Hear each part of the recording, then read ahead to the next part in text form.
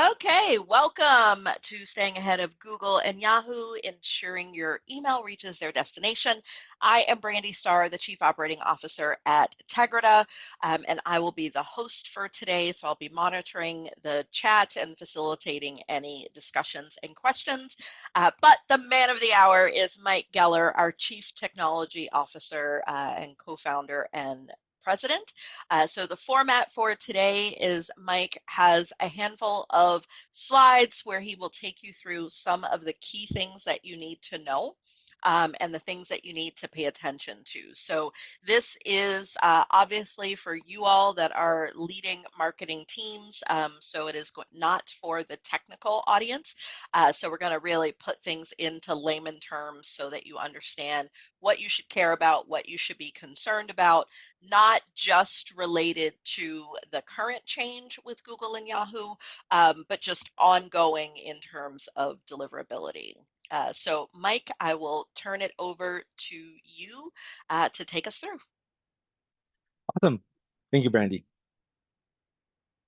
So, when talking about deliverability, it is a technical topic as much as, don't want it to be. And what I want to do first is go over the language in deliverability, the different terms that are used, and kind of translate them into what they mean so that there's a shared understanding. So the first one is called SPF, and it stands for Standard Policy Framework, and it's been around for a while. It's kind of like the original authentication protocol, and I like to liken the SPF framework to a driver's license. It's something that identifies you, like proves that you are who you say you are. You know, you're going to go into a store, they tell you to buy a store credit card, they're going to ask you for a driver's license so that they can run a credit check. So, and that's because the driver's license is a verified piece of identity. And same thing with the SPF. It proves to the mailbox provider that you are who you say you are. The next one is DKIM, or Domain Keys Identified Mail. It's also been around for a while, and it is essentially a different type of authentication. So, for those of you who use iPhones, you'd use Face ID to authenticate yourself, or on a Windows machine, it would be like Windows Hello to unlock your computer.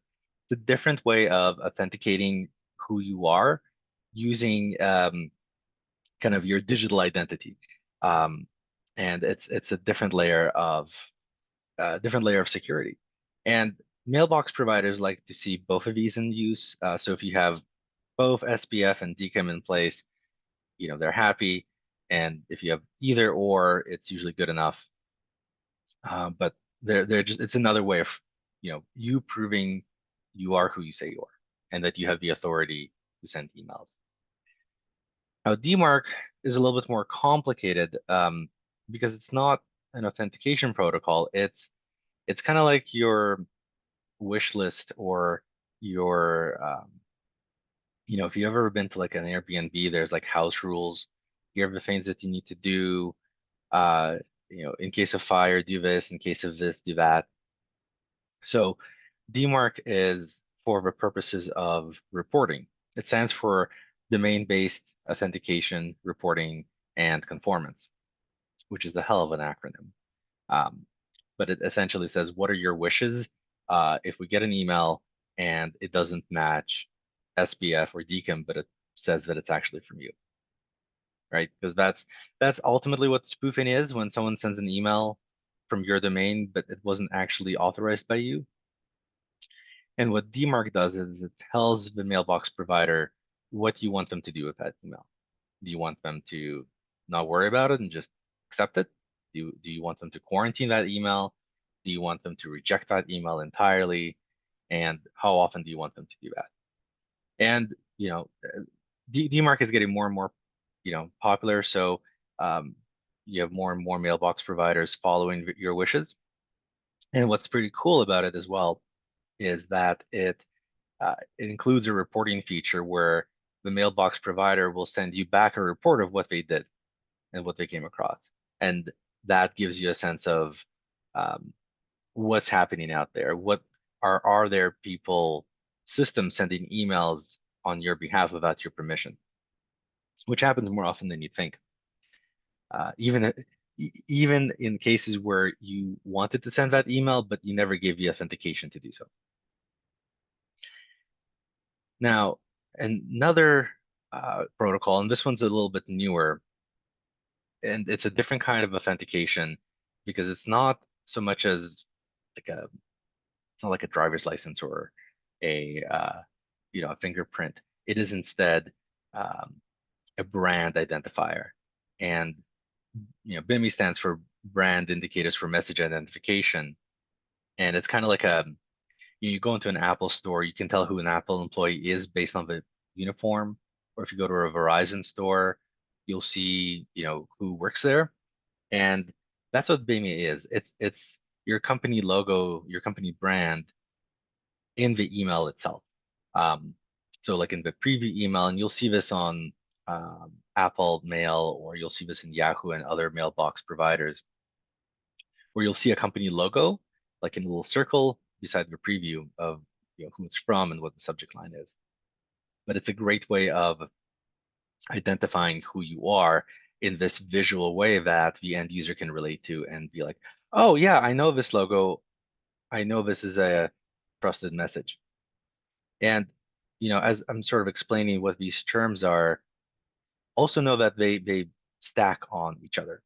So you have SPF and DKIM together, and you have to have both of them before you can have DMARC. And then if you want BIMI, you have to have DMARC in place. So these all work in conjunction to create a stronger, more robust way of brand identity and authentication, trustworthiness. And that takes us into IP and domain reputation. This is how mailbox providers trust you. And when I talk about IP reputation, especially around things like IP warming, you get a new IP issued to you to warm up. It's essentially like establishing a credit rating or a credit score. Um, if you're an unknown entity, then you're not going to have a score, and you're going to have low levels of trust. And you're going to have to build that trust up over time to get a high score. Because if you have a high credit score, you can have a good interest rate on a car loan, and if you don't, then you won't. And same thing with IP reputation. If you have a high score, then your emails are more likely to get through. If you have a low score, then they're more likely to be blocked or sent straight to spam. So that's just an important concept um, to talk about when talking about deliverability. And lastly, the last item I want to talk about on this screen is what a dedicated IP is and how it all plays with everything else that I've said.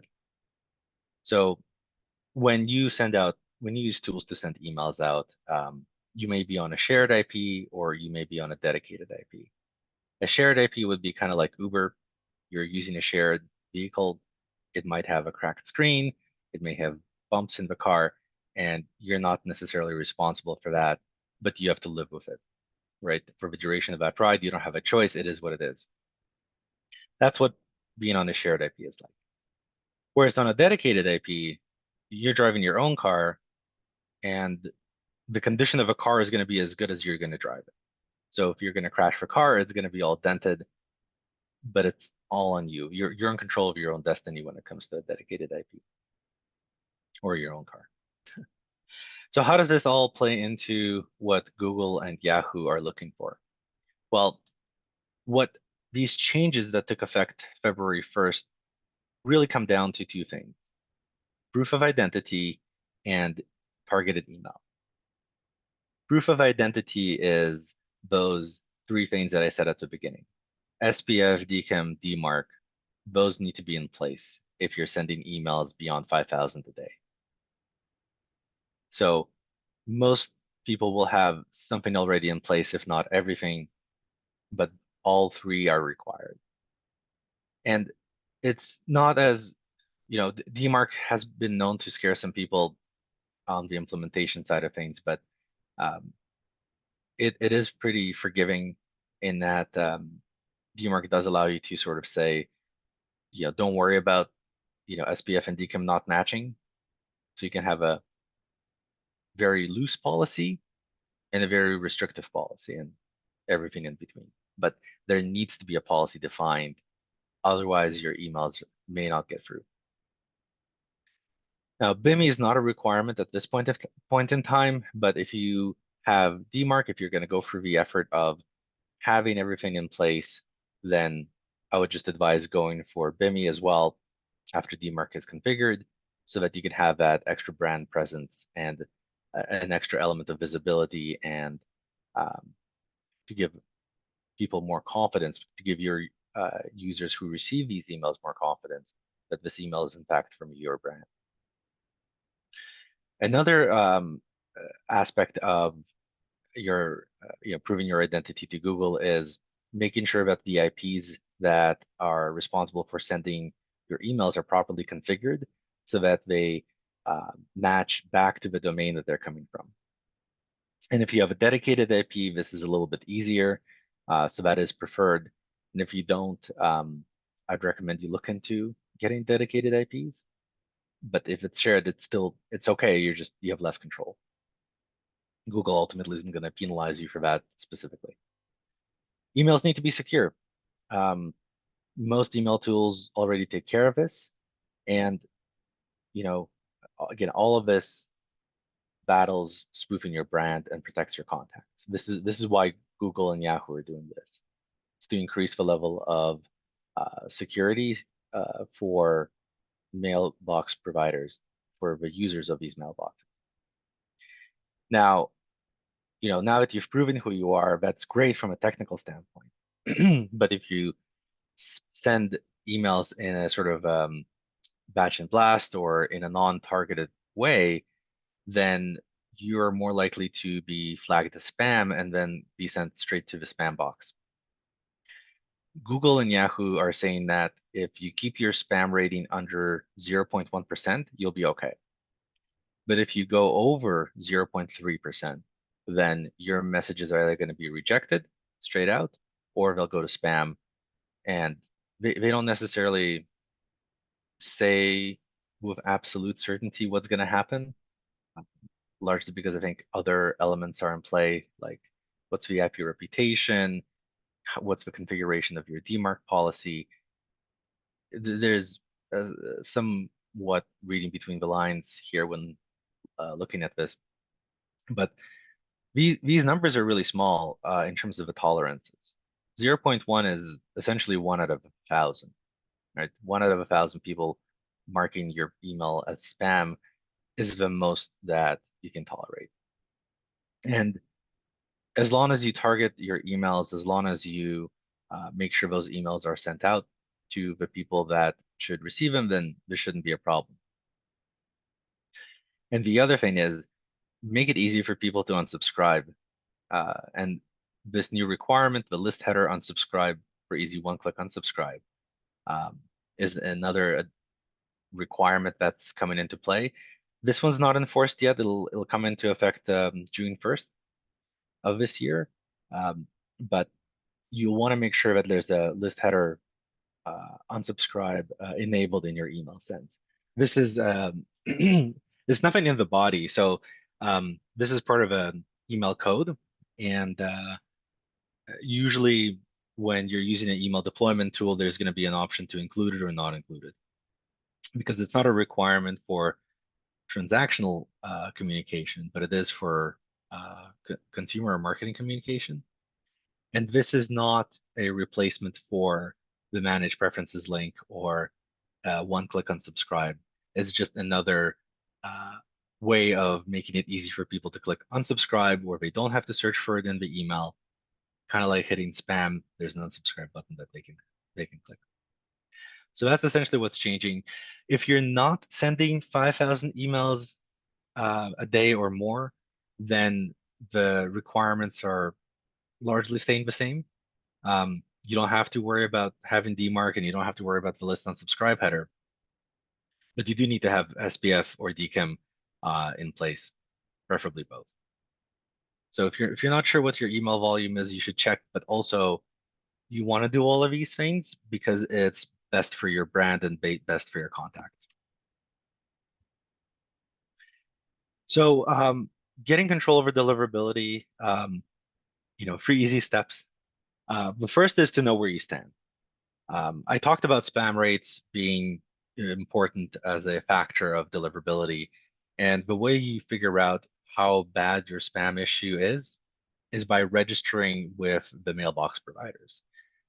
Google has postmaster tools. Yahoo has a feedback loop. Microsoft has their own system. And I've included links to how to register for these in the appendix of this presentation. But registering with a mailbox providers goes a long way. You get to see visibility into what people are reporting you for, but it's also a way for you to begin communication in case there's an issue and you need to be unblocked. And that takes us to step 2. Check your rep. Monitor your IP and domain reputation and check to see if you're on any blacklists or suppression lists.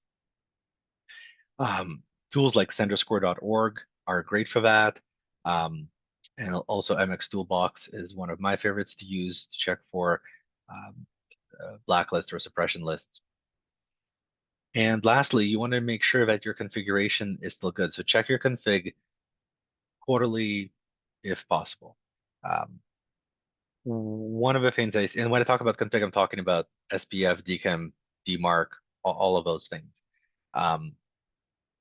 SPF is one of those tricky things because it can be fine and nothing has changed on your end, but the domains that you're including as authenticated or authorized to send emails may have changed, and it could invalidate your SPF record.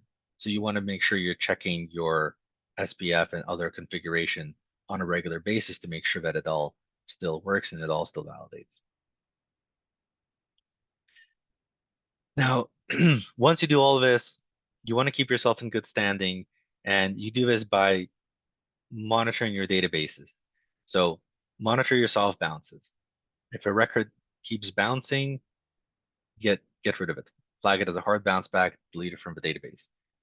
We recommend 4 bounces as that threshold, but some may want 3, some may want 5. We found 4 works well. Next, you'll want to validate your database's email addresses annually, at least. Tools like Mailgun or Validity never bounce. Very easy to use to make sure your emails are in fact valid, and that keeps your database cleaner, that keeps your database smaller. It'll increase your email metrics because you're sending to a smaller number. And that takes us to your lists and segments. Your segments need to have a defined purpose and a defined audience. Who is in this list? Why are they in this list? What is the expectation of these people? So it has to be a targeted list so that people are less likely to unsubscribe and, more importantly, less likely to hit spam. And last but not least, monitor your bounce back log. This is your first sign that something may be going wrong. And when it's a new IP, you want to do this daily and ramp up to just reviewing it monthly or quarterly. But once you have an established reputation, you want to check your logs on a regular basis. And that's where you'll see a message like, email was rejected because you've exceeded threshold limit, or email was rejected because the domain is on this suppression list. That's where you get that messaging. That's where you find out whether or not there's anything wrong, and then you can act on it. And that's it. Now we're ready for questions.